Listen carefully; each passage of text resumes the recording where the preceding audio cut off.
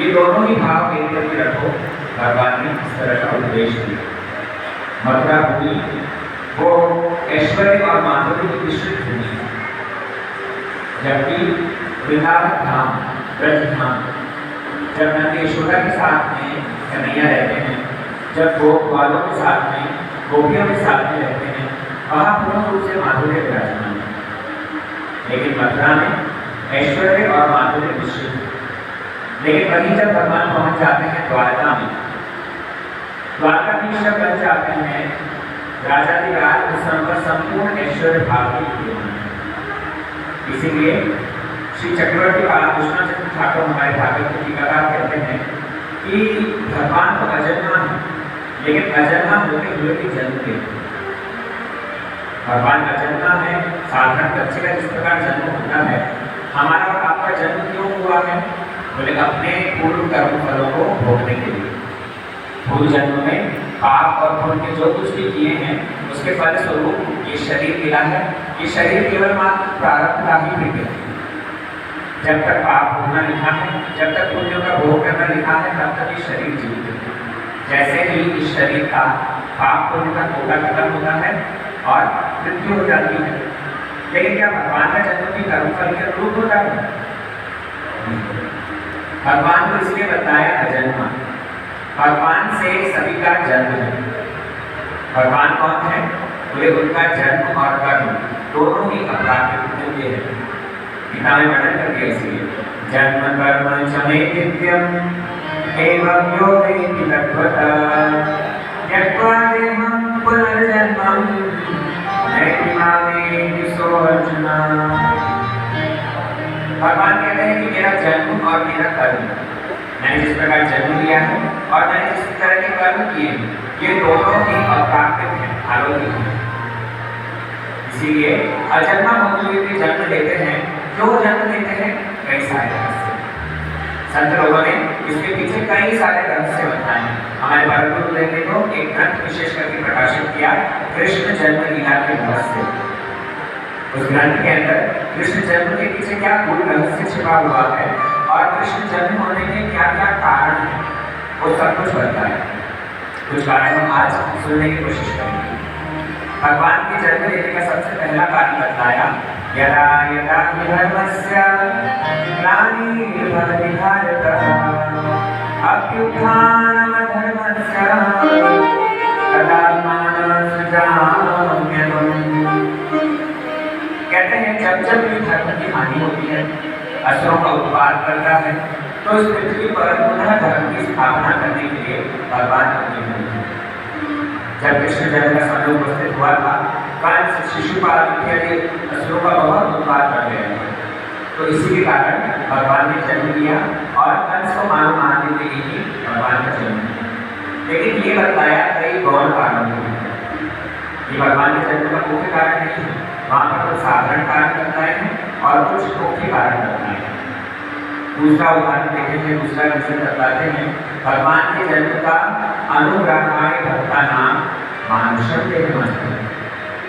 मैं अपने भक्तों के ऊपर कृपा करने के लिए ही जन्म लेता हूँ। आप लोग विचार करके देखिए, यदि भगवान का जन्म ना हुआ होता तो क्या हम सुंदर रूप में कृष्ण जन्म का पालन कर पाते? प्रत्येक वर्ष जो कृष्ण जन्माष्टमी मनाते हैं, भगवान के जन्म के दिन नंद के आनंद भयो संपूर्ण दिन आनंद उत्सव मनाते जाता है। अगर भगवान जन्म लेंगे तो भला क्या हम उसका पालन कर पाते? भगवान जन्म लेकर के जो सुंदर सुंदर लीलाएं करते हैं, कई सुंदर लीलाएं हम श्रवण कर पाते? संभव नहीं होता। इसलिए भगवान अपने भक्तों को आकर्षित करने के लिए, कहाँ मेरा भक्त यहाँ संसार में आकर के विभिन्न विकारों से यदि जूझता रहेगा, उसको मैं अपनी लीलाओं के माध्यम से आनंद प्रदान करूँगा। भगवान की कथा सुनने में आनंद है या नहीं? बहुत आनंद है। भगवान की लीला को श्रवण करने से जो आनंद की अनुभूति होती है, ये आनंद प्रदान करने के लिए ही भगवान जन्म लेते हैं। ये हो गया दूसरा कारण। तीसरा कारण बताते हैं रामायण से उल्लेख करते हुए। रामायण में कई सारे कारण बताए, लेकिन जिस समय पर भगवान वसुदेव और देवकी के सामने प्रकट हुए थे, उस समय पर भगवान स्वयं कहते हैं कि हे वसुदेव के देवकी, तो मैं पूर्व जन्म का इतिहास बता दें। जब देवी कहती है कि आपकी 16 साल का रूप धारण कर क्यों आए हैं? घुंघराले घुंघराले केश है, चमकीले चमकीले वस्त्र हैं, हाथ में शंख चक्र गदा पत्र धारण करे हुए हैं। भगवान कहने लगे कि मैं तुम्हें पूर्व जन्म की स्मृति दिलाने के लिए, दूसरे जन्म में तुम थे कृष्ण और सुरपा। तुमने पूर्व जन्म में बहुत कठोर तपस्या करी। जब तपस्या के फलस्वरूप मैं प्रसन्न हुआ तो तुमने मांगा था कि मेरे समान तुम्हें कोई पुत्र चाहिए, और भगवान के समान तो कोई हो नहीं सकता। भगवान तो अकेले अपने जैसे हैं, भगवान के जैसा कोई नहीं हो सकता। इसमें शास्त्र में एक वाक्य आता है, न तत् सब समस्य अभिपस्य च दृश्यते। भगवान से बढ़ के तो बात छोड़ी हो, भगवान के समान भी कोई नहीं है। भगवान ने कहा, अच्छा मेरे समान तो और कोई हो नहीं सकता, नहीं तुम्हारा पुत्र बनकर क्या होगा। इसलिए मानो ये कृष्ण और सुरपा की तपस्या से प्रसन्न होकर के भगवान कृष्ण पूछते हैं। ये बताया तीसरा कारण। चौथा कारण कहते हैं नंद और यशोदा कहते हैं कि इन दोनों के अंदर भी द्रोण और धरा, ये द्रोण और धरा ने पूर्व जन्म में ब्रह्मा जी की तपस्या करी। जब ब्रह्मा जी की तपस्या करी है, ब्रह्मा जी प्रसन्न हो गए। प्रसन्न होकर कहने लगे क्या वर चाहते हो? द्रोण और धरा ने मांगा कि हमारा भगवान के प्रति वात्सल्य भाव हो जाए। जिस प्रकार एक नन्हा बालक माँ के डांटने झपटने से डरता है, जिस प्रकार एक माँ बच्चे को स्तनपान करवाती है, जिस प्रकार माँ एक बच्चे को लाड कराती है, मैं भगवान को भी ऐसे ही लाड कराना चाहती हूँ। इस तरह की प्रार्थना जो उन्होंने करी है, ब्रह्मा जी ने आशीर्वाद दिया और उसी के फलस्वरूप धरना ये नंद भवन में नंद राज की माला बन गई। ये बताया चौथा कारण। पांचवा कारण कहते हैं इस समय पर प्रभु राम विश्वामित्र के साथ में रहे हैं जनकपुरी। रामायण देखो ना, रामचरितमानस में बड़ा सुंदर वर्णन आता है। जिस समय पर जनकपुरी पहुंचे हैं राम और लक्ष्मण विश्वामित्र के साथ में, उससे पहले सुबाहु मानी को मारा और अहिल्या का उद्धार किया। अहिल्या उद्धार करने के बाद जब जनकपुरी में पहुंचे हैं, जनकपुरी में पहुंचने के साथ साथ ही लक्ष्मण की मन में इच्छा हुई हम जाकर के जरा जनकपुरी दर्शन करते हैं। लेकिन गुरु जी से कहने का साहस नहीं। राम जी से कहा, भैया से जैसे कहा है, भैया ने गुरु जी से कहा, बोले गुरुदेव क्या हम जनकपुरी दर्शन करने जा सकते हैं? गुरुदेव कहने लगे जनकपुरी दर्शन करने नहीं, जनकपुर के वासियों को दर्शन देने के लिए था। जब दोनों भाई निकले हैं राजमार्ग पर, एक श्यामवर्ण, एक गौरवर्ण, एक नीलांबरधारी, एक पीतांबरधारी, मान लगा था दोनों सूर्य और चंद्र ही नीचे विराजमान हो गए। दोनों भाई जब चल रहे थे, अपूर्व सौंदर्य और सारी जनकपुरी की स्त्रियां को राजमार्ग पर आकर के उनका दर्शन करने थे। सब देखकर उनको उनके रूप माधुर्य को पूरी बाबरी हुई। राम जी का लक्ष्मण का बड़ा ही सुंदर रूप था। अभी जो लोग राजमार्ग पर खड़े थे उनको बड़ा शिष्ट भाव में दर्शन हो रहा है, लेकिन जो लोग अट्टालिकाओं पर छत पर झरोखे से देख रहे थी उन लोगों को दर्शन नहीं हो रहा था राम का। बोले क्यों? अरे राम जी का बड़ा ही मृदु स्वभाव है। राम जी का स्वभाव है कभी सर उठा करके नहीं चलते, हमेशा नजरें नीचे की ओर पृथ्वी की ओर देखते हुए चल रहे थे राम जी। अभी जी मुकुट लगा रखा है, नीचे और देख रहे हैं, दर्शन नहीं हो रहा तो क्या लाभ? ये जो अट्टालिकाओं पर खड़ी हुई थी सीता जी की सखियां, वो उसी समय पर जोर से शब्द करने लगी। मानो राम जी हमारी ओर देखेंगे, देखेंगे तो हमें इनका दर्शन मिल जाएगा। लेकिन भगवान बड़ी मर्यादा पुरुषोत्तम है, चलते जा रहे हैं, चलते जा रहे हैं। लक्ष्मण जी ने कहा, कोई प्रभु क्या समझ नहीं? अरे आपके भक्त आपका दर्शन करने के लिए आतुर हो रहे हैं, आप जरा अपना मुखकमल उठाइए तो हमको तो दर्शन दीजिए। राम जी कहने लगे, लक्ष्मण सावधान, ये जनकपुरी नहीं है, मायापुरी है, चुपचाप पीछे पीछे चलते रहो, कहीं और भागना नहीं। भगवान सिर झुका करके और चलते जाते हैं। थोड़ा और आगे जब पहुंचे हैं फिर से वो लोग शब्द करने लगे। बार बार जब अनुग्रह किया है तब भी राम लक्ष्मण कहने लगे, बोले प्रभु अरे अब तो आप कंसम से उठाइए कि आपके दर्शन के लिए कितने व्याकुल हो रहे हैं। जब लक्ष्मण जी ने बार बार अनुरोध किया तो उस समय पर प्रभु राम ने अपना मस्तक उठाया और उठा आते मात्र से ही जैसे ही जनकपुर की स्त्रियों ने राम के रूप का दर्शन किया, दर्शन करने मात्र से ही मूर्छित हो गई। वहीं पर सारी की सारी मूर्छित हो गई, बेहोश हो गई। यहाँ लक्ष्मण कौन है, देखो विचार करो। लक्ष्मण है गुरु तत्व, लक्ष्मण है अखंड गुरु तत्व। गुरु जी का काम क्या है, बोले जी को भगवान से मिलाना, है ना। लक्ष्मण जी उन समस्त स्त्रियों के लिए, जनकपुर की नारियों के लिए प्रार्थना करने लगे। जब ऐसा कोई सदगुरु, ऐसा कोई वैष्णव हमारा मन करके भगवान के पास में प्रार्थना करता है, तब जाकर के भगवान कृपा करेंगे। हमारे भक्तियों ठाकुर से वर्णन करते हैं, वैष्णवे दया देवने कृष्ण दया माया, हे नाम हमारा प्रति हमें न सराया। वैष्णवे दया देवने कृष्ण दया माया, हे नाम हमारा प्रति हमें न सराया। हरे कृष्ण कृष्ण कृष्ण हरे हरे, हरे राम राम राम हरे हरे। वैष्णवे आवेदने कृष्ण दयामय, एक दिनों पावन प्रति हमें न सदय। जब वैष्णव लोग बार बार आवेदन करते हैं, निवेदन करते हैं, तो उसी के फलस्वरूप भगवान हमें स्वीकार करेंगे। ये वैष्णव लोग हमारे मन करके यदि भगवान के पास में अर्जी लगाएंगे, सिफारिश करेंगे, तो हो सकता है कि भगवान हमारी ओर निगाह करें। इसलिए लक्ष्मण जी ने जब बार बार अनुरोध किया है, लक्ष्मण गुरु तत्व है, इनके अनुरोध करने से राम जी ने अपना मुख कमल उठाया।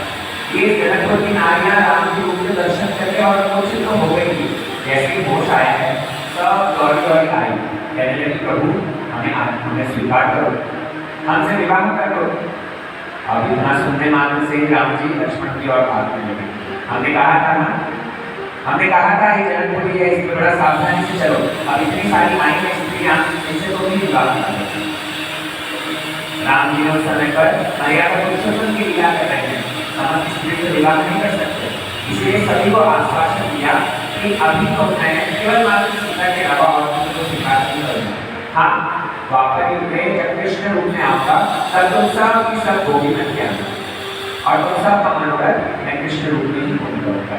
तो उन समस्त नारियों का मनोरथ पूर्ण करने के लिए ही मानो कृष्ण जन्म हुआ है। पुरुष कृष्ण जन्म भगवान की भगवान राम जिस समय पर राज्य अभिषेक की निर्णय हुआ था, कैकेयी के वर द्वारा जिस समय पहुंच गए थे वनवास में, और वनवास में सीताराम लक्ष्मण जब कुटिया में रहते थे, उसी समय पर शूर्पणखा ये शूर्पणखा जब आई है, राम के रूप को देख करके और बड़ी आकर्षित हो गई, आकाश मार्ग में गमन कर रही थी। राम जी के रूप को जैसे ही देखा है, आकर्षित होकर के नीचे आ गई। सुंदर राक्षसी रूप को हटा करके और सुंदर रूप धारण करके राम जी के पास में पहुंची। कहने लगी, हे पुरुष श्रेष्ठ, तुम जिस प्रकार देखने में सुंदर हो, मैं भी उसी प्रकार सुंदर हूँ। भगवान ने हमारी जोड़ी बहुत अच्छी बनाई है, इसलिए तुम मुझसे विवाह कर लो। राम जी कहने लगे कि एक तो सीता ऑलरेडी मेरे साथ में है, मैं एक पति के अलावा किसी को स्वीकार नहीं कर सकता। उसी समय पर लक्ष्मण आने लगे। लक्ष्मण जैसे आए हैं, लक्ष्मण को देख करके वो तो आकर्षित हो गई। कहने लगी, क्या मैं इससे विवाह कर लूं? राम जी कहने लगे, तुम्हारी इच्छा। लक्ष्मण के पास में जाकर ने भी पूछा, बोले तुम इनसे विवाह कर लो।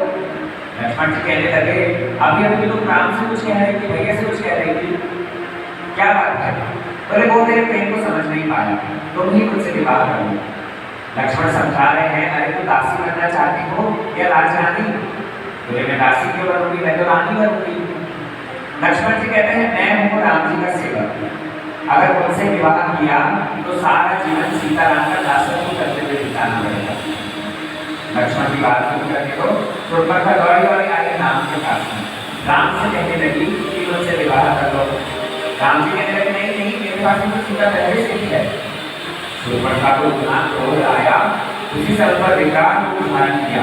कहने लगी, मैं कोई नृत्य करने वालों से नहीं हूँ, जिनके इनके पास में जाते हो इधर देखते हो, इनके पास में आते हो उधर देखते हो, सारी आपस की जड़ है सीता।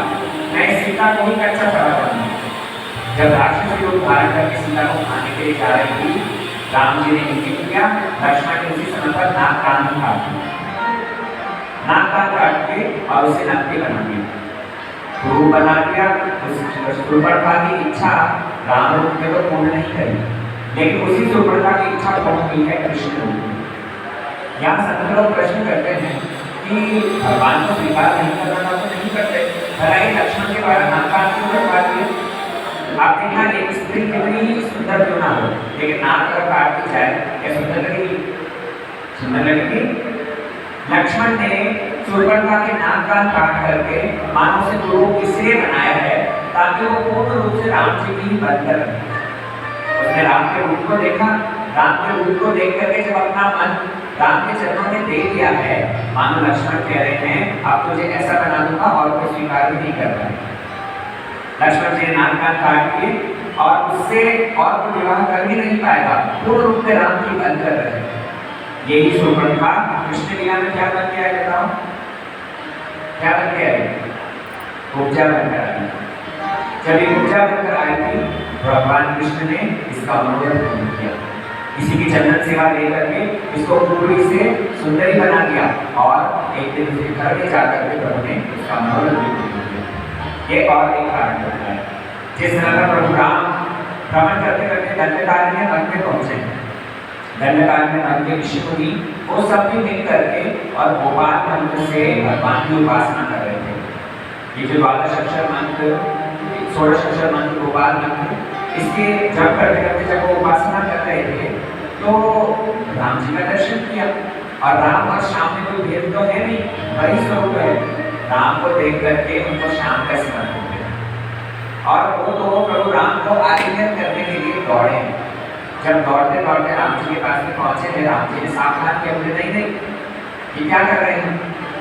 उन्होंने कहा कि हम आप हमें स्वीकार कीजिए, हम आपकी सेवा में रत होना चाहते हैं। राम जी कहने लगे इस रूप में तो केवल मात्र सीता ही के लिए अर्धांगी हो, लेकिन हाँ तुम सबका मनोरथ पूर्ण होगा कृष्ण लीला में।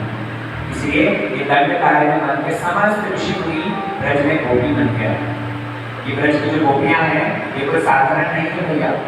ये ब्रज की गोपियां बड़े बड़े ऋषि मुनि हैं जिन्होंने पूर्व कई जन्मों तक तपस्या करी है। ये सारे श्रुति चली है, श्रुति के वाक्य ही समस्त गोपी देह धारण करते हैं। भगवान उन गोपियों की इच्छा पूर्ण करने के लिए आए हैं कृष्ण रूप में। बोलो श्री कृष्ण जन्म भगवान की। और एक कारण यहाँ पर बताते हैं कि जय और विजय ये दोनों वैकुंठ में भगवान के द्वारपाल थे। अभी किसी समय पर चतुर्सन वहां पर आए हैं, वैकुंठ में जब प्रवेश करना चाह रहे थे भगवान के दर्शन के लिए, जय और विजय ने द्वार को रोक दिया। भीतर नहीं जा सकते। जब चतुर्सन जैसे महान पुरुषों को रोका तो ये बिगड़ गए और इन्होंने जय और विजय को अभिशाप दिया। उनके अभिशाप के फलस्वरूप ही 3 बार उन्हें असुर योनि में जाना पड़ा। सबसे पहले तो हिरण्याक्ष और हिरण्यकशिपु बनकर आए, तदुपरांत रावण और कुंभकर्ण के रूप में आए और तृतीय बार शिशुपाल और दंतवक्र के रूप में आए। ये शिशुपाल और दंतवक्र का उद्धार करने के लिए ही मानव कृष्ण ने जन्म लिया। अगर भगवान जन्म नहीं लेते तो जय और विजय के अभिशाप से मुक्ति कैसे होती? इसलिए उनकी इच्छा को पूर्ण करने के लिए हमारे साथ लोगों ने इसलिए इसके पीछे कई सारे कारण बताए हैं। हम कल श्रवण कर रहे थे भगवान वामन देव। वामन देव का स्मरण है कि नहीं? भगवान वामन देव जिस समय पर बलि महाराज की सभा में पहुंचे हैं तो बलि महाराज की सभा में पहुंचते ही उनका जो सुंदर स्वरूप था, पटुक ब्राह्मण है लेकिन शरीर से ऐसा तेज उद्भाषित हो रहा है जिसको देख करके हर कोई आश्चर्य में पड़ गए। बलि महाराज को अपने चरणों में प्रणाम करते हुए बड़े प्रसन्न हुए। और ये बलि महाराज की जो पुत्री थी, उनकी जो बेटी थी, नाम था रत्नमाला। ये रत्नमाला भी वामन देव के रूप को देखकर बड़ी आकर्षित हुई। ये रत्नमाला के मन में भाव आया कि अगर ऐसा सुंदर बेटा मेरा होता तो मैं उसे गोद में उठा करके बहुत लाड कराती, उसे स्तनपान कराती।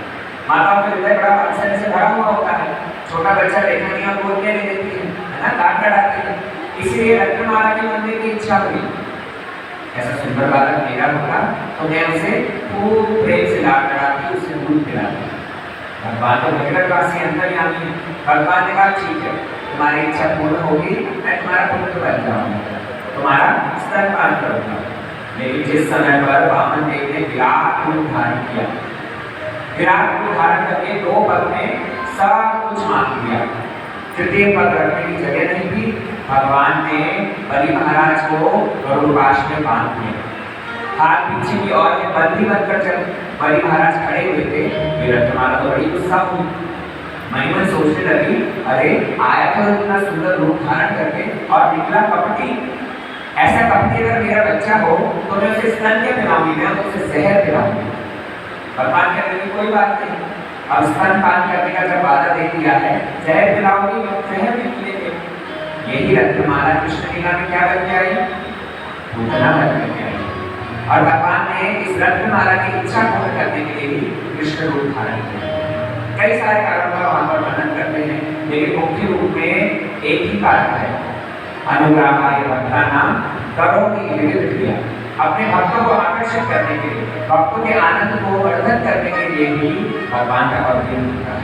बोलो श्री कृष्णचंद्र भगवान की जय। साधारण रूप में लोगों से प्रश्न किया जाए, कृष्ण कहाँ जन्म हुए थे, सब क्या कहेंगे, कृष्ण ने कहाँ जन्म लिया, अरे जोर से बोलो, मथुरा में। हाँ, लेकिन हमारे संत लोग कहते हैं कृष्ण ने मथुरा में जन्म नहीं लिया, कृष्ण मथुरा में प्रकट हुए। थोड़ा सा समझना इस बात को।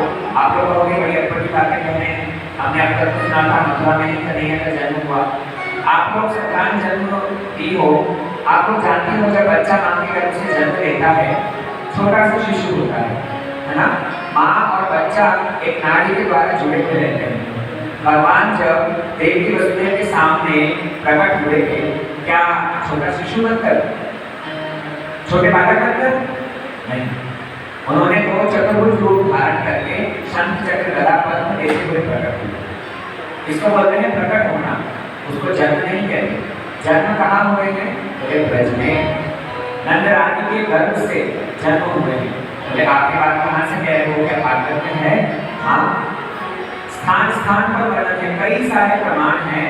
भगवान कृष्ण का जन्म हुआ है गोकुल में, प्रकट हुए हैं मथुरा में। अब प्रश्न हो सकता है कि गोकुल में जन्म लेने वाला कोई और, मथुरा में प्रकट लेने वाला कोई और, तो ये तो दोनों कृष्ण हो गए, 2 कृष्ण हो गए कि नहीं, फिर दोनों में से एक कहाँ गया? तब सब लोग समझाते हैं कि मथुरा में जिन्होंने प्रकट हुए हैं वो केवल मात्र अंश कृष्ण, वो पूर्ण कृष्ण नहीं, वो अंश कृष्ण को ही वसुदेव महाराज मस्तक पर धारण करते हुए गोकुल में लाए। और जब गोकुल में लाए थे तो उस समय पर ये अंश कृष्ण पूर्ण कृष्ण में मिल गए। और नंद रानी ने उस समय पर 2 संतान को जन्म दिया था, एक बालक और एक बालिका। सबसे पहले कृष्ण का जन्म हुआ, पूर्ण कृष्ण का, और उसके उपरांत योग माया एक पुत्री का जन्म हुआ। लेकिन ये अंश कृष्ण कब मूल कृष्ण में मिल गए इसको पता नहीं चला। शंकर जी ये बात जानते हैं। शंकर जी रूप में वर्णन कर रहे हैं, घने सौदामिनी था। अरे आकाश में जिस प्रकार बिजली चमकती है, एक क्षण के लिए चमकती और अदृश्य हो जाती है, ठीक उसी प्रकार हे पार्वती, मैंने देखा है किस प्रकार वसुदेव महाराज द्वारा आए हुए कृष्ण, अंश कृष्ण मूल कृष्ण में मिल गए। ये इतना शीघ्र हुआ कि इसको पता नहीं चला। लेकिन भागवत में स्थान स्थान पर प्रमाण है। भागवत में ब्रह्मा जी की स्तुति आती है। ये ब्रह्मा जी स्तुति करते हुए कह रहे हैं, कृष्ण तुम कौन हो? नौ विद्यते अब्रवपुषे तडितं वराय गुंजावतंस परिपेक्षलसन्मुखाय वन्ये सजे कमलमित्र विशालवेणो लक्ष्मणश्रिये मृदुपदे पशुपांगजाय। ब्रह्मा जी कहते हैं पशुपांगजाय, पशु का अर्थात पशुओं का पालन करने वाला, गैयाओं का पालन करने वाला। आप बताओ गैया का पालन कौन करता था, नंद बाबा या वसुदेव महाराज? बोलो भाई, नंद बाबा ही गैया का पालन करते थे। पशुपांगजाय अर्थात पशुओं का जो पालन करता था, उनके यहाँ जिसने जन्म लिया है। उनके यहाँ जो जन्म लिया है वो कौन है? बोले कृष्ण। कृष्ण का जन्म गोकुल में हुआ है, मथुरा में तो केवल मात्र वो प्रकट हुए। और भागवत में कई सारे श्लोक हैं जिस समय गर्गाचार्य नामकरण करने जा रहे थे। नामकरण करने वक्त कहते हैं क्वचित जागृत अवात्मज प्रागयन वसुदेवस्य क्वचित जागृत अवात्मज। हे नंद बाबा, तुम्हारा आत्मज, आत्मज मतलब आत्मना जायते इति आत्मज, अपना पुत्र, ये तुम्हारा जो पुत्र है ये कभी कभी वसुदेव का भी दादा बनता है। स्वयं गर्गाचार्य कह रहे हैं। भागवत में तो कई सारे प्रमाण हैं। ब्रज गोपियां जब गोपी गीत का गान करती है, पहले श्लोक में वर्णन कर रही है जयति देकम जन्मना ब्रज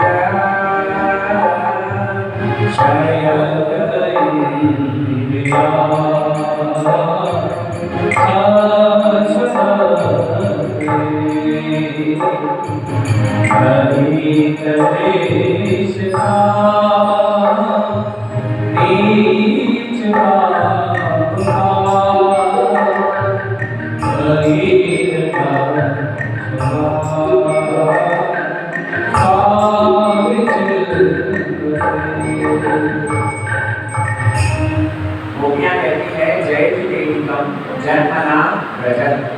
हे कृष्ण, तुम्हारा जन्म कहाँ हुआ है? बोले ब्रज में।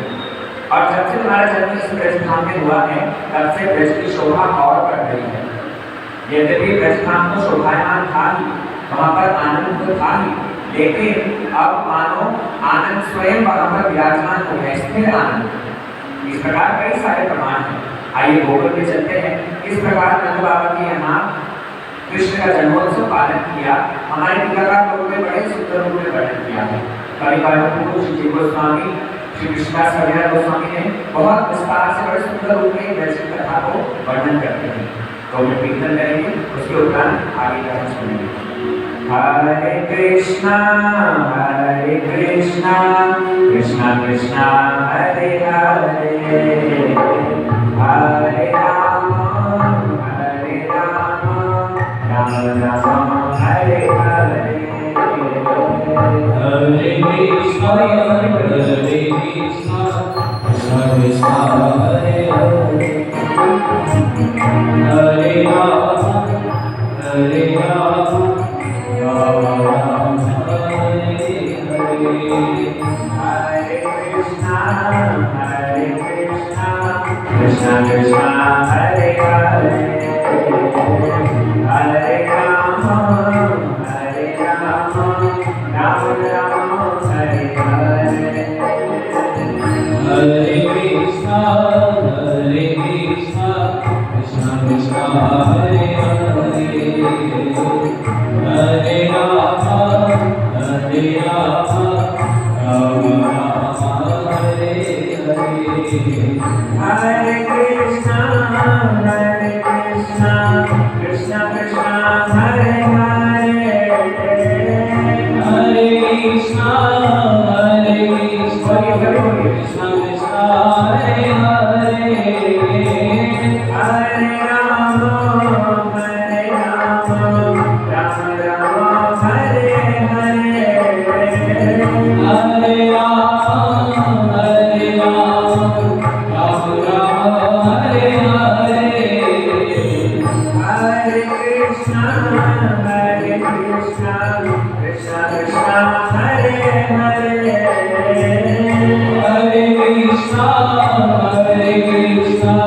कृष्णा कृष्णा हरे हरे, हरे राम राम राम हरे हरे, हरे राम राम हरे हरे, हरे कृष्णा कृष्णा कृष्णा हरे हरे,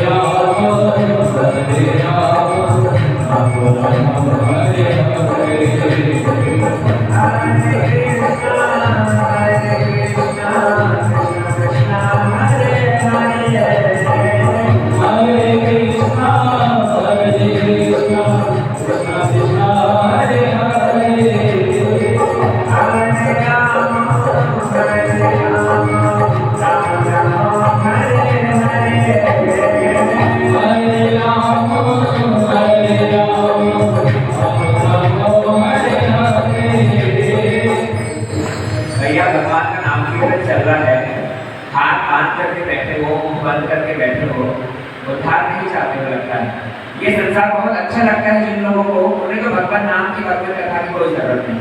यहाँ संसार में बहुत आनंद है ना, और आनंद में तो किसी प्रकार का कोई कष्ट नहीं है, शरीर में कोई बीमारी नहीं है, बुढ़ापा नहीं आता है, परिवार में भी सब कुछ ठीक ठाक चल रहा है, बड़ा सम्मानित जीवन बीत रहा है। हाँ, भगवान नाम से जीवन में खुशहाली आएगी। हरे कृष्ण महामंत्र का यदि कोई जप करे, मंगल पूर्ण अमंगल हानि, सब अमंगल दूर कर देगा। लेकिन ऐसा कल्याणकारी नाम कीर्तन होते हुए भी आप लोग चुपके से बैठे हैं। भगवान का नाम यदि कोई करे, हमारे लोगों को संस्कार कहते हैं 3 काम साथ साथ हो जाएंगे। यदि कोई कृष्ण नाम ले, भगवान का नाम जप करे, सबसे पहली बात बताते हैं, यमराज चित्रकेतु को बुलाएंगे, चित्रकूट को बुला करके और उनसे कहेंगे इस व्यक्ति का नाम हमारे रजिस्टर में से काट दो। कल सुन रहे थे ना, भगवान नाम यदि कोई जप करे, उसके बाद यमराज के पास में नहीं जाना पड़ेगा, नरक नहीं जाना पड़ेगा, इतनी महिमा है। दूसरा काम कहते हैं, श्रीमती राधा रानी गोलोक वृंदावन में अपनी सखी को बुलाती है। सखी से कहती है, ये जो व्यक्ति भगवान का नाम ले रहा है, इसका नाम हमारे रजिस्टर में एंट्री कर दो। बोले क्यों? अरे भगवान नाम लेना जब प्रारंभ किया है, एक ना एक दिन निश्चित रूप में ये मेरे धाम को आएगा, मेरे पास में आएगा और मैं इसका स्वागत करूंगी, इसलिए इसका नाम पहले ही हमारे रजिस्टर में एंट्री कर दो। और तीसरा काम, ब्रह्मा जी स्वयं आरती का थाला सजाते हैं। ब्रह्मा जी स्वयं आरती का थाला सजा करके अपेक्षा करते हैं, जब ये व्यक्ति भगवत धाम जाएगा। भूर भुवः स्वः महर् जन तपः सत्यलोक में ब्रह्मा जी हैं। ब्रह्मा जी आरती का थाला पहले से सजा कर रखते हैं, ये व्यक्ति आएगा, ऊपर की ओर बढ़ेगा तो मैं इसका थाला से स्वागत करूंगा, इसकी आरती करूंगा। भगवान नाम लेने से इतने फायदे हैं, लेकिन आप लोग इस तरह से मुख बंद करके बैठे हैं। हाथ ताली देते हुए सभी लोग हरे कृष्णा कृष्णा कृष्णा हरे हरे, हरे कृष्णा हरे कृष्णा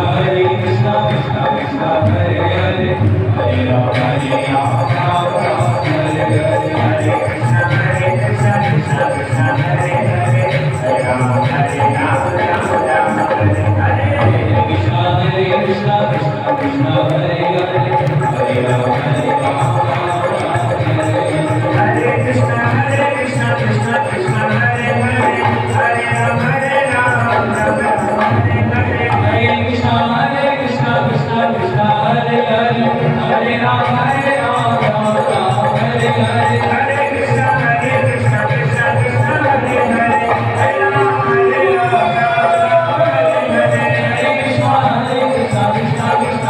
हरे, हरे राम हरे राम राम राम हरे हरे, हरे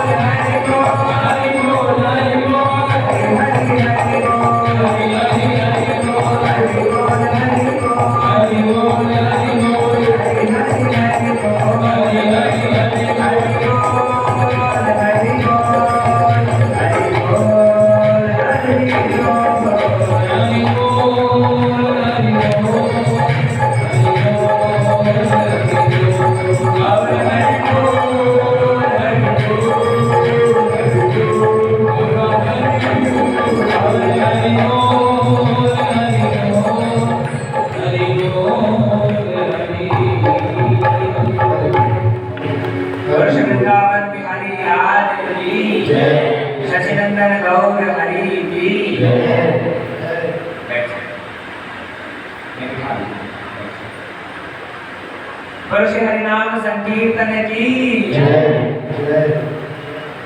ब्रज में कृष्ण का बड़ा सुंदर रूप में जन्मोत्सव पालन हुआ है। और ये नंद बाबा, ये 5 भाई थे। नंद बाबा के जो पिताजी थे उनका नाम था श्री परिजन बाबा। ये परिजन को अपने 5 पुत्रों के साथ में बड़े सुंदर रूप में जीवन यापन करते थे। लेकिन ये परिजन लोग जिस तरह पर वृद्ध हुए हैं, जब बूढ़े हुए हैं, बूढ़े होने के बाद में इनके मन में विचार आया कि अब हमें चले जाना चाहिए भगवत भजन करने के लिए। भगवत भजन करने के लिए एक बार पीछे ले जाओ, ले जाओ पीछे,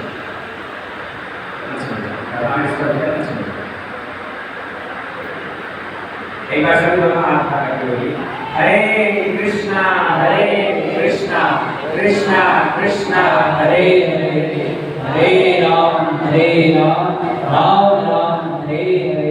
और एक बार जोर से बोलिए हरे कृष्णा कृष्णा कृष्णा हरे हरे, हरे राम राम राम हरे हरे। वर्ष हरिनाम संकीर्तन की जय। तो ये भजन को के मन का भाव है कि अब मैं अपनी उम्र के तृतीय बराबर आ चुका हूँ, इसीलिए घर गृहस्थी का यापन बहुत सुंदर रूप में हुआ। अब मन में जाकर के भजन करना चाहिए, क्योंकि देखो पहले के समय पे हर कोई ये परमार्थिक ज्ञान को अपने जीवन में धारण करके जीवन यापन करता है। पहले के समय में सभी लोग भगवान के भजन के लिए उनका आग्रह रहता था। हमारे शास्त्रों में इसलिए 4 वर्ण और 4 आश्रमों का निर्णय किया। 4 वर्ण कौन कौन से? ब्राह्मण, क्षत्रिय, वैश्य और शूद्र। और 4 आश्रम कौन कौन से? बोले ब्रह्मचर्य, गृहस्थ, वानप्रस्थ और सन्यास। पहले के समय में हर कोई गुरुकुल में जाकर के 25 साल तक ब्रह्मचर्य आश्रम का पालन करता था। आप लोगों ने रामायण लिखी है, प्रभु राम किस प्रकार चारों भाइयों के साथ में गुरु वशिष्ठ के आश्रम में जाकर के शिक्षा अर्जन करते हैं ना। हर कोई पहले गुरु आश्रम में जाता था। आप लोगों ने कृष्ण लीला में भी देखा होगा, भगवान कृष्ण की उज्जैन में वहां पर शांतिमती मुनि के आश्रम में जाकर के गुरु शिक्षा ग्रहण करनी है। क्योंकि पहले के समय में ये गुरुकुल प्रथा थी, हर कोई 25 साल तक गुरुदेव के पास में जाकर के शिक्षा अर्जन करता था। 25 साल तक गुरुदेव के पास में रहकर के समस्त शास्त्रों का अध्ययन, समस्त कलाओं में निष्णात होने के बाद गुरुदेव प्रश्न करते थे, बोले पुत्र आप तो क्या चाहते हो, अब तुम क्या करना चाहते हो? जो लोग गुरु जी के पास में रह करके इस बात को समझ लेते थे कि ये मानव शरीर अत्यंत दुर्लभ है, ये मानव शरीर संसार करने के लिए दिया नहीं। भगवान स्वयं वर्णन कर रहे हैं, अयोध्या वासियों को राम जी बिठा करके समझा रहे हैं, ये मानव शरीर नहीं, ये साधन धाम मोक्ष के द्वारा। ये मानव शरीर एक साधन के आप एक मुक्ति के दरवाजे पर खड़े हो, इस मुक्ति के दरवाजे के अंदर प्रवेश करके अपने इस बार बार आने जाने का जो चक्र है, 84 लाख योनि में भ्रमण करने वाला जो चक्र है, इससे पार हो सकते हो। केवल मात्र मानव शरीर ही ये मिला है भगवान का भजन करने के लिए। इसके अलावा और जिस भी योनि में क्यों न जाओ, वहाँ भगवान नाम सत्संग कीर्तन सुलभ है। इसलिए जो लोग इस बात को समझ जाते हैं कि नहीं ये शरीर मिला है भगवत भजन के लिए, वो लोग गुरु जी के आश्रम में ही रह जाते थे, ब्रह्मचर्य से सीधा संन्यास। लेकिन जिन के मन में संसार करने की बड़ी इच्छा होती है, उन लोगों को गुरुदेव आदेश देते हैं, ठीक है बेटा तुम जाओ गृहस्थ आश्रम में प्रवेश करो, लेकिन अपनी स्वेच्छा के अनुसार विवाह नहीं। परिवार वाले जहाँ तुम्हारे जाति तुम्हारे वर्ण के अनुकूल देख करके जहाँ विवाह तय करते, उस हिसाब से अपने वर्ण के अनुसार ही विवाह करना है। क्योंकि पहले के समय में यही प्रथा की, वर्ण के अन्यत्र अगर कहीं विवाह किया जाता है तो उससे वर्ण संकट की सृष्टि होती है, और ऐसे वर्ण संकट संतान द्वारा या कभी भी पुरुष स्वीकार नहीं करते। इसलिए गृहस्थ आश्रम में प्रवेश करो, लेकिन गृहस्थ में रहना है कब तक? बोले 50 साल, 25 साल तक ब्रह्मचर्य और 50 साल तक गृहस्थ। गृहस्थ आश्रम 50, और उसके बाद में इसलिए देखो जो अंक आते हैं 51, 52, 54 वन शब्द आ रहा है ना, अर्थात 50 ऊर्ध्वे वनम प्रजेत, संख्या भी मानो यही सिखानी है। 50 साल हो गए और घर गृहस्थी कर ली, अब कम से कम वन का रास्ता देखो। जिस कारण के लिए तुम्हें मानव शरीर मिला था उसकी ओर लक्ष्य करो। अगर 50 के बाद भी घर में बैठे रहेंगे तब तो घर में बहू आएगी, कोई चाबी काटी को लेकर के झगड़े होंगे दिन और अपनी इज्जत घटाते जाओगे। अंततः सब बड़े लोग लेकर के यही कहते हैं कि हमारे घर में कोई इज्जत नहीं है। अरे भैया, इससे पहले कि तुम्हारी इज्जत बहुत कम हो जाए, अपने परमात्मा को लक्ष्य करके घर छोड़ दो। बच्चे जब बड़े हो गए हैं, अपना दायित्व संभाल सकते हैं, तो तुम्हें जिसके लिए मानव शरीर मिला है भगवत भजन के लिए, उसको लक्ष्य करते हुए छोड़ दो। इतना आसक्ति रखने की आवश्यकता नहीं है। अगर 50 के बाद में ये घर नहीं छोड़ा तब तो भैया आपकी ये संख्या 59, 60, 61, 62, 50 के बाद में घर नहीं छोड़ा फिर तो सत्या जाओगे। बुढ़ापे में प्राय करके लोग सत्या नहीं जाते हैं। क्यों? क्योंकि कोई पूछने वाला नहीं है। बच्चों को तुम्हारी आवश्यकता है नहीं, परिवार पड़ोसी के लोगों को कोई बात करने वाला नहीं, कितने समय तुमको एंटरटेन करेंगे। जहाँ बुढ़ापे का शरीर के सारा दिन खांसते खांसते बीत जाता है, कोई बीमारी हो तो कोई पूछने वाला नहीं है, एक कोने में पड़े रहोगे। इससे अच्छा परमात्मा को लक्ष्य करते हुए भगवान नाम जप करो और प्रथम से ही उसका अभ्यास करो। अगर कोई 60-50 के बाद भी घर नहीं छोड़ता तब तो सत्या जाओगे। लेकिन गोस्वामी जी कहते हैं ऐसे सत्याए जाने वालों का भी कल्याण हो सकता है। बोले कैसे? शब्द सुध रहेगी सर्वसंत प्रकार। अगर ऐसे सत्याए हुए व्यक्तियों को भी सत्संग मिल जाए, साधु संग मिल जाए, तो उनका भी जीवन सुधर सकता है। इसलिए मूल रूप में क्या है? तो साधु संग करते करते जीवन यापन करना चाहिए।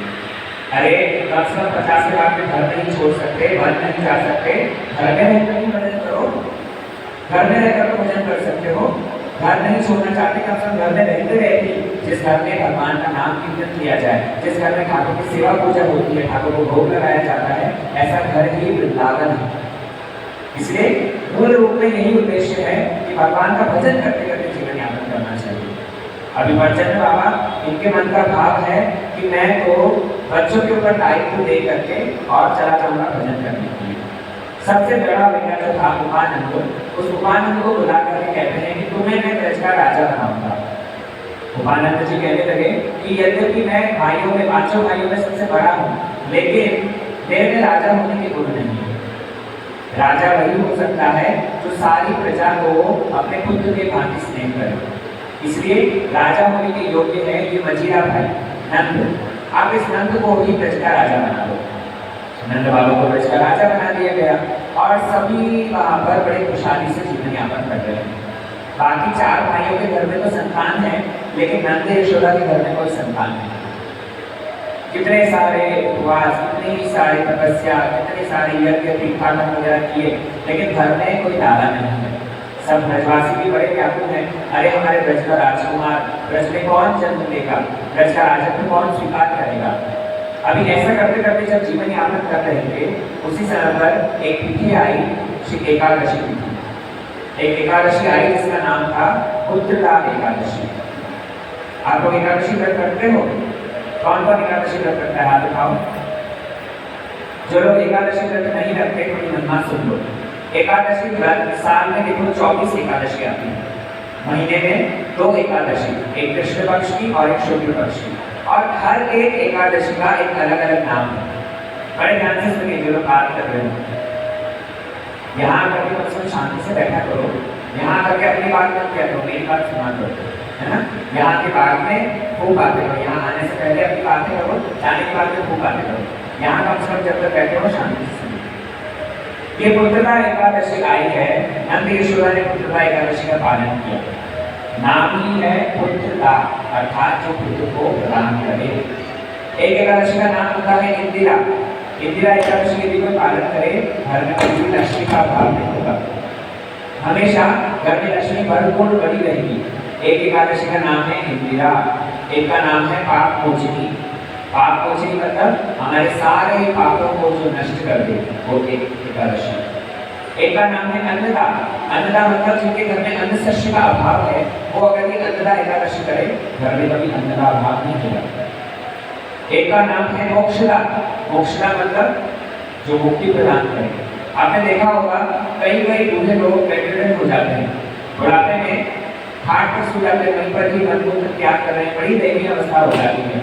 आप किसी अगर ब्राह्मण को बुलाओगे, ब्राह्मण आने के साथ साथ सबसे पहली बात यही कहेगा कि क्या एकादशी करके इनको दान कर सकते हो? क्या एकादशी व्रत करके इनको दान कर सकते हो? और कोई बार व्रत का नाम नहीं लेगा, एकादशी का ही नाम लेगा। क्यों? क्योंकि एकादशी करने से समस्त पापों का नाश हो जाता है, पाप मोची। इस तरह से 24 एकादशी का 24 अलग अलग फल है। हमने स्वयं देखो, आप ही के पास में हल्द्वानी की बात करता था, पिछले वर्ष जब हम हमारे गुरु जी के साथ में गए थे वहाँ कथा करने के लिए, तो वहाँ पर एक दंपत्ति आए हमारे पास में, गुरु जी के पास में, कहने लगे बोले हमारे घर में पहले संतान नहीं थी। वो जो स्त्री थी उसने डॉक्टर को भी चेक करवाया, तो डॉक्टर को चेक करवाने पर उसको फिट नहीं करता है, माँ बनने के लिए वो योग्य नहीं थी। इस तरह का उसकी बॉडी में कुछ इमेच्योरिटी, कुछ असुविधा थी। अभी डॉक्टर ने तो बताया कि तुम कभी भी मां नहीं बन पाओगी। तो वहाँ पर हमारे बात में बोलनी पड़ी थी। उन्होंने उस स्त्री से कहा कि तुम देखो एकादशी करो, तुम एकादशी कर रखो, भगवान की जैसी इच्छा होगी वैसा होगा। उनके घर में 8 साल तक, विवाह के 8 साल तक भी कोई संतान नहीं थी, लेकिन जब उसने एकादशी व्रत किया तो उसके घर में बच्चा है। एक साथ में ट्विंस हुए। जब वो कुछ समय बाद में वापस चेकअप करवाने के लिए गई है, डॉक्टर्स लोग देख करके हैरान हो गए कि हमने तो इसको इनकॉम्पिटेंट बताया था कि अयोग्य है मां बनने के लिए, कर नहीं पाएगी, तुमने ऐसा क्या किया बताओ जरा। तब वो माता जी कहती है कि मुझे एक ही दिन, हमारे प्रभु जी किसी हॉस्पिटल में ही है, तो कहते हैं कि उन्होंने मुझसे कहा था एकादशी व्रत करने के लिए। एकादशी व्रत जब मैंने करी है तो भगवान ने गर्भ में संतान दी, एक साथ में 2 बच्चे बचे। इतनी महिमा है एकादशी की। अरे जागतिक दृष्टिकोण से देखोगे, हर वस्तु एकादशी व्रत प्रदान कर सकता है। ये एकादशी साक्षात भगवान की एकादशी रूप में परिणत हुए हैं। माधव तिथि भक्ति जननी यज्ञ पालन करेगी। भक्तिनाथ ठाकुर कहते हैं ये एकादशी क्या है? बोले माधव तिथि, ये भगवान की ही तिथि है। आप और कोई बात व्रत करो या ना करो, एकादशी व्रत करने से सारे व्रत हो जाते हैं। आप देखना, एक चीज विचार करके देखो, यदि कोई सोमवार का व्रत करे तो उससे भोले बाबा प्रसन्न होंगे ना?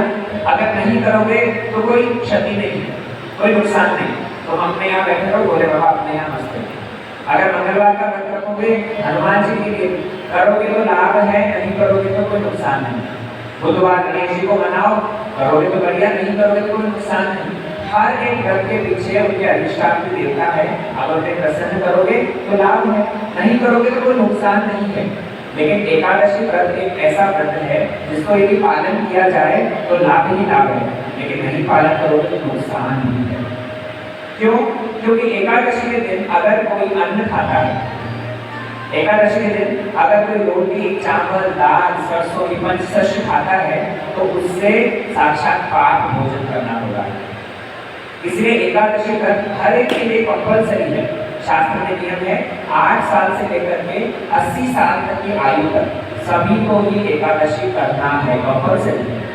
क्योंकि एकादशी के दिन अगर उपवास नहीं रखा, अन्न खाया है तो पाप खा रहे हो आप।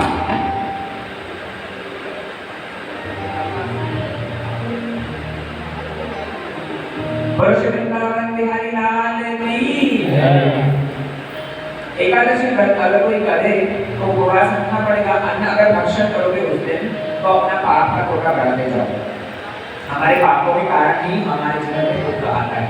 आखिर हम पूर्व जन्म में पाप है, इसलिए हमें दुख मिल रहा है। इस जीवन में भी अगर एकादशी के दिन अन्न खा करके पाप इकट्ठा करोगे, सारा जीवन दुख में जाएगा, अगला जीवन भी दुखी रहोगे। इसलिए बुद्धिमान व्यक्ति क्या करेगा? एकादशी के दिन उपवास रखेगा। खाने का कोई नियम नहीं है। मानो तो मैंने कमजोर हो, शरीर में कुछ रोग है, 2 बार 3 बार 4 बार खा सकते हो, कोई चिंता नहीं, लेकिन अन्न नहीं खाना है। फल मूल आलू इत्यादि जो ग्रंथ में कुछ चीज चलती है वो सब चीजें खाओ। और एकादशी के अगले दिन द्वादशी को एक नियमित समय होता है, उस समय के अंदर अंदर पारण करो, अर्थात अन्न खा करके द्वादशी के दिन उसी समय के अंदर अन्न खा करके अपने व्रत को तोड़ो। यथासंभव साधुओं को, ब्राह्मण को दीक्षा दे सकते हो, नहीं तो कम से कम एकादशी व्रत को जरूर करो, है ना? अम्बरीश महाराज जब भागवत में वर्णन आता है, देखो ये भागवत ग्रंथ यही एकमात्र सुपीरियर ग्रंथ है। इससे पूर्व वेद व्यास जी ने जो कुछ भी लिखा है उनको शांति नहीं मिली। हम बता रहे थे पहले कथा सुनी है, सारे 12 व्रत के बारे में वेदव्यास जी ने लिखा, हाँ कि ना, लेकिन क्या उनको शांति मिली? शांति नहीं मिली। जब उन्होंने एकादशी की महिमा इस भागवत ग्रंथ में गाई है, तभी जाकर उनके मन को शांति मिली। अर्थात जितने सारे 12 व्रत हम कर रहे हैं उनको कर लो, लेकिन जब तक एकादशी व्रत का अनुष्ठान नहीं करोगे, जब तक एकादशी व्रत नहीं रखोगे, तब तक काम नहीं बनेगा। अभी कुछ लोग प्रश्न करते हैं, बोले एकादशी व्रत हम रखेंगे लेकिन इसका तो उद्यापन करना पड़ता है, उद्यापन करने में बड़ा खर्चा है। बोले नहीं, शास्त्र में कहीं पर भी उद्यापन का नाम नहीं है। उद्यापन करना मतलब एकादशी अब तक कर रहे थे, इसके बाद उसको दिनांजलि दी ना भैया। एकादशी साक्षात भक्ति जननी है। ये एकादशी व्रत जितना तुम्हारा सामर्थ्य हो, जब तक कर सकते हो करो, उसके बाद में छोड़ दो। उद्यापन कोई एक तरह का बिजनेस टाइप का बन गया है, उद्यापन का कहीं पर शास्त्र में वर्णन नहीं है। और कुछ लोगों की धारणा है, बोले एकादशी में केवल मात्र विधवाएं रखती है, सर्वांग को रखने की जरूरत नहीं है। आप स्वयं विचार करो, सबसे बड़ी एकादशी पांडवा निर्जला एकादशी, निर्जला एकादशी ना, पंच पांडवों के साथ में द्रौपदी रखती थी। द्रौपदी क्या विधवा थी? अरे द्रौपदी विधवा थी। ये नंद बाबा यशोदा इन दोनों ने निर्जला एकादशी रखी है। माँ यशोदा क्या विधवा थी? भागवत में वर्णन आता है, रुक्मिणी एकादशी व्रत का पालन करती है। क्या रुक्मिणी विधवा थी? ये एकादशी व्रत सभी के लिए करती है, क्या बच्चा, क्या बूढ़ा, क्या स्त्री, क्या पुत्र, क्या सत्वा, क्या विधवा। 8 वर्ष की आयु से लेकर के 80 वर्ष तक की आयु तक सभी को एकादशी व्रत रखना चाहिए। आप लोग भागवत सुनने आ रहे हैं, कम से कम यहाँ से एक संकल्प लेकर के जाइए कि प्रत्येक एकादशी 15 दिन में एक बार हम एकादशी अवश्य रखेंगे।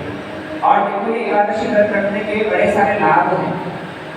जागतिक लाभ तो है कि आपकी हेल्थ भी बड़ी सुस्त रहेगी। आप देखो, हमारे ये शरीर जो है ये एक मशीन है, मशीन है कि नहीं? हम अन्न खाते हैं, पेट में जाकर डाइजेस्ट होता है, फिर मन के रूप में निकल जाता है। आप विचार करो, इस मशीन को अगर हम लगातार चलाते रहेंगे तो ये खराब हो जाएगा, है ना। घर में पंखा, एसी 24 घंटा तो चलता नहीं, बीच में बंद करके रेस्ट देते हो कि नहीं? ठीक उसी प्रकार हमारे शरीर में एक साइकिल चल रहा है, खाने का, हजम होने का, निकल जाने का। ये साइकिल अगर लगातार चलता रहेगा तो भैया शरीर भी ज्यादा लंबा जीवित नहीं रहेगा, ये शरीर भी क्षति होकर के खराब हो जाएगा। इसलिए संत लोग कहते हैं बीच बीच में शरीर को रेस्ट दो, बीच बीच में ये शरीर को रेस्ट दो, उपवास रखो। उपवास रखोगे तो ये शरीर को आराम मिलेगा, आराम मिलेगा तो अपने आप ही इससे सारे टॉक्सिन्स रिलीज होने लग जाएंगे। जो लोग थोड़े पढ़े लिखे हैं, आप इसमें पर गूगल करके देखना, एक इंटरमिटेंट फास्टिंग का कॉन्सेप्ट आया है। मतलब आपने सपोज आज यदि भोजन किया है, आज के भोजन के उपरांत अगले 16 घंटे तक अगर आप फास्टिंग रखो तो प्राय 8 से 10 घंटे तो आपका खाना हजम होने में लगता है। और उसके बाद का जो 6 घंटे 4 घंटे हैं, उस समय में बॉडी अपने आप को रिकवर करती है। बॉडी अपने आप ही जो डेड सेल्स हैं, जो टॉक्सिन्स हैं, उनको रिलीज करती है। ये इंटरमिटेंट फास्टिंग वो करके देख लेना। और इसी इंटरमिटेंट फास्टिंग से बहुत सारे डिजीजेस क्योर हो रहे हैं। इसलिए एकादशी व्रत रखना हेल्थ के लिए भी बहुत लाभदायक है। आप लोग प्रश्न कर सकते हो कि फास्टिंग तो रखना है, फास्टिंग कभी भी कर लेते, एकादशी के दिन ही क्यों? इस चीज को थोड़ा सा समझो। आप देखना, ये चंद्रमा और पृथ्वी इन दोनों का एक आकर्षण होता है, ग्रेविटेशनल फोर्स, गुरुत्वाकर्षण जिसे कहा जाता है। चंद्रमा पृथ्वी को आकर्षित करता है, पृथ्वी चंद्रमा को आकर्षित करती है। क्योंकि पृथ्वी का भार बहुत ज्यादा है, इसीलिए चंद्रमा उसे खींच नहीं पाता, तो उसका प्रभाव पड़ता है समुद्र पर। समुद्र तट पर गए हो, समुद्र में लहरें आती है, हाई टाइड्स आती है, देखा है? ज्वार भाटा जैसे कुछ सुना है? ये हाई टाइड्स क्यों आती है? क्योंकि चंद्रमा उस पानी को आकर्षित कर रहा है। पृथ्वी को तो आकर्षित कर नहीं सकता, उस पानी पर ही प्रभाव पड़ता है, चंद्रमा उसे आकर्षित करता है। इसलिए आप लोग लक्ष्य करना, एकादशी से लेकर पूर्णिमा तक जो है समुद्र की लहरें बहुत ऊंची आती है, बहुत बढ़ जाती है। अब आप विचार करो, हमारा जो ये शरीर है, ये शरीर किससे बना है? 5 तत्वों से मिलकर बना ना। सबसे ज्यादा क्या है? सबसे ज्यादा क्या है? पानी। सबसे ज्यादा इसमें पानी है, 70 to 75% पानी है। चंद्रमा का प्रभाव हमारे इस शरीर पर भी पड़ता है। क्योंकि चंद्रमा को समुद्र के पानी को आकर्षित करता है, ऐसे ही प्रभाव हमारे इस शरीर पर भी पड़ता है। लेकिन अगर हम एकादशी का उपवास रखें, एकादशी का उपवास रखना मतलब उस दिन अन्न नहीं खाना, ये चावल रोटी दाल ये सब एक स्पंज की तरह है। अगर चावल रोटी खाओगे बहुत प्यास लगेगी, पानी ज़्यादा से ज़्यादा पियोगे, उसका प्रभाव भी चंद्रमा के कारण शरीर में तरह तरह की बीमारियां होगी। संत लोग कहते हैं एकादशी के दिन अगर उपवास रखा तो उसके कारण तुम्हारा नेक्स्ट 5 डेज तक वाटर लेवल बैलेंस रहता है।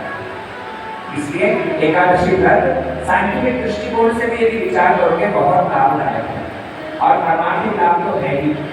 इसलिए सभी लोग एकादशी व्रत जरूर करना, और कुछ व्रत करो या मत करो, एकादशी अवश्य ही करना। करोगे? कौन कौन करेगा? हाथ उठाओ। सभी लोग शास्त्र यहाँ पर भागवत सुनने आ रहे नहीं, आपकी शिक्षा को अपनाओगे तभी तो सुनने का लाभ है। ऐसा नहीं यहाँ आए अल्लाह झाड़ करके सुन करके फिर चले गए, नहीं। एकादशी व्रत कम से कम रखो। हम लोग को यहाँ भारत भूमि पे जन्म हुआ है, हम लोग एकादशी के दिन शास्त्रों की वाणी को मान करके यदि पाप भोजन करेंगे कैसे चलेगा? ये नंद यशोदा ने दोनों ने जब पुत्रदा एकादशी का पालन किया है तो इनके जीवन में भी पुत्र प्राप्त हुआ। एकादशी जब पुत्रदा एकादशी का व्रत रखा है, अगले ही दिन ब्रह्म मुहूर्त में नंद यशोदा बहुत सुंदर स्वप्न देखते हैं।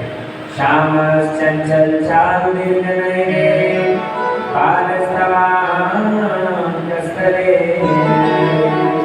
पयोधार दूध स्फुटमसो